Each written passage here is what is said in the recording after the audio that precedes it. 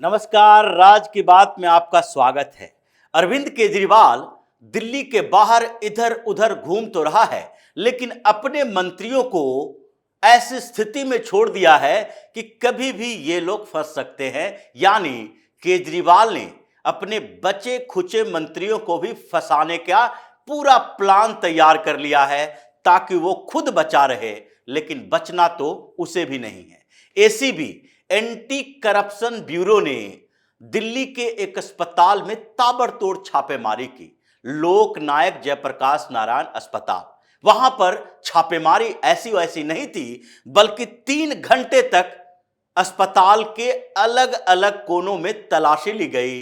मामला लो standard drugs का था, यानी कि जो दवाइयां दिल्ली के सरकारी अस्पतालों में सप्लाई की जा रही है, वो दवाइयां जो है लो स्टैंडर्ड की है, और उसमें 13 कंपनियां जो सप्लाई करने वाली है, यानी सप्लायर कंपनियों के खिलाफ एफआईआर दर्ज हुआ है। स्वास्थ्य मंत्री सौरभ भारद्वाज फड़फड़ा रहा है, बिल्कुल आग बबूला हो रहा है कि ऐसे कैसे हो सकता है कि अचानक से हमारे ही विभाग पर छापेमारी होने लगी, क्योंकि वो इस समय दिल्ली की राजनीति में वो व्यक्ति है जो अरविंद केजरीवाल के कहने पर इंडी अलायंस की बैठकों में जा रहा है। इंडी अलायंस की बैठकों में पहले कौन जाता था? अरविंद केजरीवाल या तो खुद या उनके 2 चहेते नेता, एक जो संजय सिंह है और दूसरा राघव चड्ढा। संजय सिंह अभी जेल के अंदर है, जमानत नहीं मिलने वाली है, चाहे फिर से राज्यसभा के लिए नामित भी हो जाए, लेकिन जमानत तो अभी नहीं मिलेगी।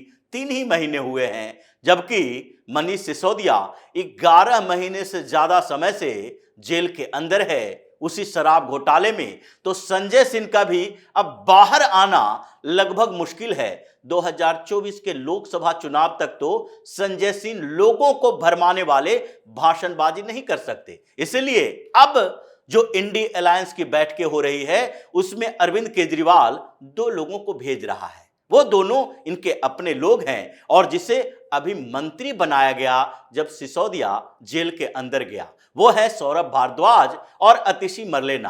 पिछले दिनों जो कांग्रेस के साथ सीट शेयरिंग को लेकर बैठक हुई, उसमें भी सौरभ भारद्वाज, संदीप पाठक और अतिशी मरलेना को भेजा गया था। यही तीनों अब कमान संभाल रहे हैं। केजरीवाल दिल्ली में टिक नहीं पा रहा, क्योंकि ईडी की तलवार जो लटकी है, वो सोच रहा है जितनी व्यस्तता बाहर में दिखाएंगे, उतने ही सवालों के जवाब देने से बचते रहेंगे, और इसलिए बाहर घूमने का पूरा प्लान बना रखा है। पहले गुजरात, फिर हरियाणा, फिर गोवा, और उसके बाद किसी और राज्य का प्लान बना लेगा, ताकि दिल्ली में रहे ही नहीं तो ईडी अगर फिर से समन भेजे तो उससे बचाव के लिए ये तर्क गढ़े कि लोकसभा के चुनाव की तैयारी कर रहे हैं, आम आदमी पार्टी के कन्वीनर हैं, मुखिया हैं, प्रमुख हैं, तो हमें इन जिम्मेदारियों को निभाना पड़ रहा है। इसलिए ये व्यस्त शेड्यूल में हम ईडी के पास नहीं जा पाएंगे। लेकिन दूसरी तरफ यहां एक के बाद एक जो झटके लग रहे हैं, परेशानियां पैदा हो रही है, उसमें सबसे ऊपर है सौरभ भारद्वाज। अभी अभी मंत्री बनाए गए हैं। इससे पहले जब 49 दिन की सरकार बनी थी अरविंद केजरीवाल की, उस समय भी सौरभ भारद्वाज को मंत्री बनाया गया था, ट्रांसपोर्ट मिनिस्टर। लेकिन जैसे ही फिर से सरकार बनी, अरविंद केजरीवाल ने सौरभ भारद्वाज को अलग कर दिया, और फिर उन्हें मंत्री का पद नहीं मिला था, जब तक कि एक एक करके उसके इर्द गिर्द के सारे नेता जेल के अंदर नहीं जा चुके थे। जब तक उनके सारे नेता, तोमर से लेके हुसैन तक, सारे भ्रष्टाचार के मामले में कहीं न कहीं मंत्री पद से बर्खास्त हो, या सीडी कांड में उनको बर्खास्त करना पड़े। इसीलिए अब ऐसी स्थिति हुई, सौरभ भारद्वाज को फिर से मंत्री बनाया गया। लेकिन स्थितियां क्या है? अब लो स्टैंडर्ड ड्रग्स के मामले में सीबीआई इंक्वायरी की बात आम आदमी पार्टी की सरकार भी कर रही है, लेकिन पहले ही गृह मंत्रालय से आदेश मिल चुका है कि अब सीबीआई की इसमें जांच होगी। अब दूसरी तरफ सीबीआई की टीम बनेगी, जांच होगी, लेकिन उससे पहले दिल्ली के एंटी करप्शन ब्यूरो, जिसको अपने पास रखने के लिए अरविंद केजरीवाल हाई कोर्ट से सुप्रीम कोर्ट तक चला गया, वही एसीबी ताबड़तोड़ छापेमारी कर रही है। और इस बार एलएनजेपी हॉस्पिटल में छापेमारी की गई और वहां पर एसीबी की टीम को कुछ चौंकाने वाले दस्तावेज मिले।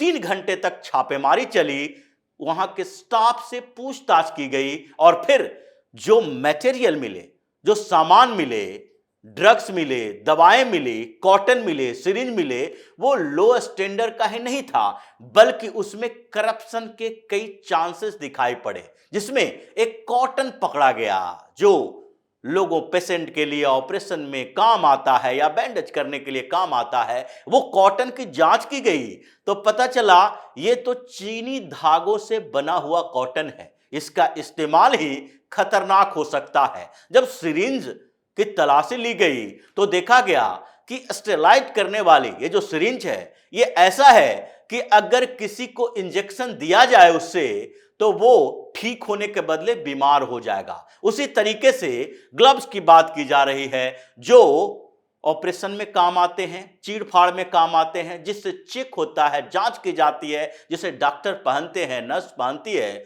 वो भी लो स्टैंडर्ड का था। उसमें इन्फेक्शन की गुंजाइश बहुत ज्यादा थी। इन सामानों के अलावा कुछ दवाओं का भी परीक्षण के लिए भेज दिया गया है। एसीबी का कहना है कि ये जो हमने कार्रवाई की है ये 5 जनवरी के उस एफआईआर के आधार पर की है जो विजिलेंस डिपार्टमेंट की तरफ से जो जांच की गई थी 6 अस्पतालों में, और उसका जो परिणाम आया उसके बाद एफआईआर दर्ज करने के लिए हमें कहा गया। हेल्थ मिनिस्ट्री के डिप्टी सेक्रेटरी ने ये एफआईआर दर्ज करवाया था और हेल्थ मिनिस्ट्री तो सौरभ भारद्वाज के पास है और उसके तरफ दूसरी तरफ देखें तो सौरभ भारद्वाज हर दिन सेक्रेटरी डिप्टी सेक्रेटरी के ऊपर सवाल उठाता रहता है। वो उनका कहना है कि हमारी बात नहीं सुनी जाती है, तुम्हारी बात सुनी जाती तो ये कंप्लेन नहीं होता। दिल्ली के 6 अस्पतालों के खिलाफ विजिलेंस डिपार्टमेंट ने 6 अस्पतालों के दवाओं की जांच करवाई थी, सैंपल मंगवाए थे, और जब उसमें गड़बड़ियां पाई गई तो उसके बाद ये कंप्लेन किया गया एसीबी के पास। 5 जनवरी को एफआईआर दर्ज किया गया जिसमें 120 बी के तहत एफआईआर दर्ज किया गया जो कि क्रिमिनल कॉन्स्पिरेसी दिखाता है।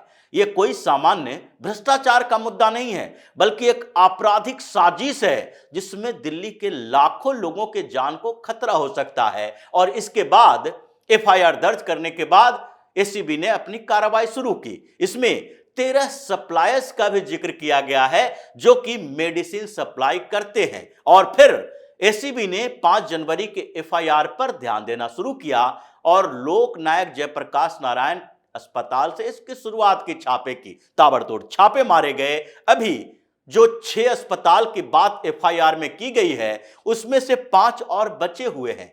जीटीबी नगर हॉस्पिटल, उसके अलावा Deendayal Upadhyay hospital, Sanjay Gandhi memorial hospital, ये सारे अस्पतालों का नाम उसमें है। जेएसएस हॉस्पिटल का भी नाम है और इसलिए लाल बहादुर शास्त्री, एलएनजेपी, जीटीबी सबके ऊपर छापेमारी होगी। बौखलाहट आम आदमी पार्टी के अंदर है। सौरभ भारद्वाज ने फिर एक नया आरोप लगाया कि हम जो ये दवाओं की सप्लाई करती है वो कंपनियां 13 कंपनियां हैं, 13 सप्लाई जो करने वाली कंपनियां हैं उससे हमारा कोई लेना देना नहीं है। ये तो जीईएम यानी गवर्नमेंट ई मार्केट प्लेस जो प्लेटफॉर्म बनाया गया है वहीं से होता है और सेंट्रल गवर्नमेंट के अंतर्गत आती है। सेंट्रल गवर्नमेंट के अंतर्गत स्वास्थ्य मंत्रालय नहीं आती है। इसमें स्टैंडर्ड दवाओं के सप्लाई और उसकी जांच करना दिल्ली सरकार का काम है, यह केंद्र सरकार का काम नहीं है। जब केंद्र सरकार हस्तक्षेप करना शुरू करती है तो तुम चिल्लाने लगते हो कि केंद्र सरकार हमें काम नहीं करने दे रही है, क्योंकि केंद्र सरकार के पास दिल्ली में 3 मामले सुरक्षित हैं। ये यूनियन टेरिटरी है तो यहां पर पब्लिक ऑर्डर, पुलिस और लैंड, ये 3 मामले हैं जो केंद्र सरकार सीधा देखती है। इसलिए दिल्ली पुलिस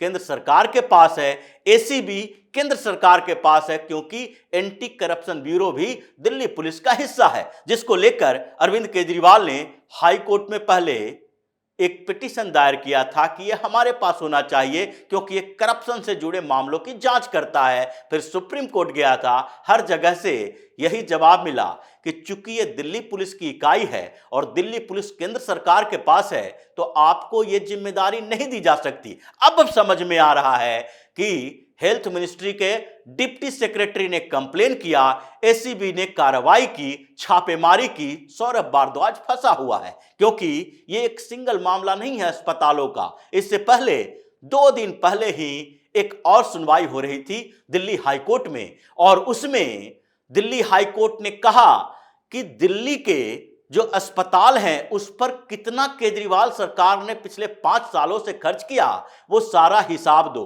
क्योंकि जो स्थितियां हैं कि एक व्यक्ति जो एक्सीडेंट जिसका हुआ था, प्रमोद नाम था, न्यू इस्मानपुर में एक्सीडेंट हुआ और उसको 3 अस्पतालों में ले गया, जेसीसी अस्पताल में, जीटीबी नगर अस्पताल में और उसके बाद लोकनायक अस्पताल में। लेकिन तीनों जगह पर हुआ ये कि हर जगह पर उसे एडमिट करने से मना कर दिया गया। एक जगह आईसीयू बेड नहीं है, एक जगह वेंटिलेटर की सुविधा नहीं है और तीसरे जगह पर बेड ही खाली नहीं है, व्यवस्थाएं नहीं है, इसलिए सीटी स्कैन नहीं हो सकता तो एडमिट नहीं कर सकते। इसके कारण उसकी मौत हो गई। और इसी पर अशोक अग्रवाल एक एडवोकेट हैं जिन्होंने दिल्ली हाईकोर्ट में एक याचिका दायर की थी। उस पर सुनवाई में जज साहब ने कहा, आम आदमी पार्टी क्या दिल्ली के जो अस्पताल हैं जिसकी सुविधाएं पहले बेहतर हुआ करती थी, उन अस्पतालों का पैसा मोहल्ला क्लिनिक में डाल रही है? इसके लिए अलग से बजट है और अगर है तो ये बताए कि 5 साल में अस्पतालों की सुविधा बढ़ाने के लिए कितना खर्च किया गया है। अब ये दूसरा मामला लो स्टैंडर्ड ड्रग्स का आ गया है, यानी सौरभ भारद्वाज के ऊपर एक के बाद एक आफत आ रही है, जांच हो रहा है और फिर अब केजरीवाल जो छटपटाते हुए दिल्ली से बाहर भाग रहा है उसे भी आना पड़ेगा। मंत्री की चोरी पकड़ी गई है और सीएम की चोरी पहले पकड़ी जा चुकी है। ये सारे गैंग्स ऑफ चीटर लोकसभा चुनाव से पहले ही जेल के अंदर होंगे। उसी तरह जैसे सिसोदिया संजय सिंह है, जैसे विजय नायर है, अब केजरीवाल का बचा हुआ कैबिनेट भी जेल में जाने की तैयारी में लगा हुआ है। तो इसी तरह की खबरों के साथ फिर से हाजिर होंगे, तब तक के लिए बने रहिए हमारे साथ और देते रहिए हमें सहयोग ताकि इसी तरह की खबर हम आपके लिए लाते रहें। धन्यवाद।